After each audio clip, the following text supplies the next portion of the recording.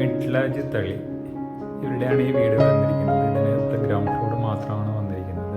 ഇതൊരു പഴയ വീടാണ്. ഈ ഒരു പഴയ വീടിനെയാണ് നമ്മൾ റിനോവേറ്റ് ചെയ്യാൻ പോകുന്നത്. ഗ്രൗണ്ട് ഫ്ലോറാണ് ഈ ഇതിൽ ആദ്യം വരുന്നത്. സൺഷെയ്ഡുകളും എല്ലാം പഴയ രീതിയിൽ തന്നെയാണ് നിർത്തിയിരിക്കുന്നത്. കുറച്ച് വർക്കുകളെല്ലാം തുടങ്ങിയതിന് ശേഷമാണ് നമ്മളിതിനകത്ത് നമ്മുടെ ഓഫീസിൽ വന്ന് ഇതിനകത്ത് എലിവേഷൻ ചെയ്യണമെന്നുള്ള റിക്വസ്റ്റ് വന്നിരിക്കുന്നത്. ഇതാണ് ഇതിൻ്റെ ആ പഴയ രൂപം, ഓൾറെഡി നിൽക്കുന്ന രൂപം. ഇതിനാണ് നമ്മൾ ഇനി റിനോവേറ്റ് ചെയ്യാൻ പോകുന്നത്. ഇതാണ് നമ്മുടെ ഗ്രൗണ്ട് ഫ്ലോർ മാത്രമുള്ള ഒരു വീട്.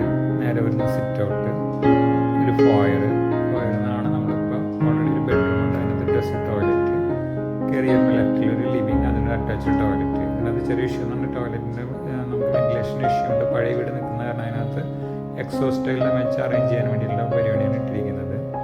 അതുപോലെ തന്നെ ഫാമിലി ലിവിങ്. ഇതിനകത്ത് നമ്മൾ ഈ പറഞ്ഞ വെന്റിലേഷൻ ഇഷ്യൂ വന്നിട്ടുണ്ട്. പിന്നിലാണ് 2 ബെഡ്റൂം വരുന്നത്, ഒന്ന് അറ്റാച്ച്ഡ് ടോയ്ലറ്റ്. ഇതിനകത്ത് ഡ്രസ്സ് 2 സൈഡിലാണ് നിൽക്കുന്നത്. ഇതെല്ലാം പ്രോബ്ലം എന്ന് പറയുന്നത് പഴയ വീടിനെയാണ് നമ്മൾ ഇതിനകത്ത് മാനേജ് ചെയ്യുന്നത്. അതേപോലെ തന്നെ ഈ വരുന്നതാണ് ഒരു dining area, kitchen, work area, toilet. ഇത്രയും സൗകര്യങ്ങളാണ് ഇതിനകത്ത് ഉൾക്കൊള്ളിച്ചിരിക്കുന്നത്. അതുപോലെ തന്നെ മേലെ കയറി വരുമ്പോൾ ഇതാണ് ഒരു ഫാമിലി ലിവിങ്.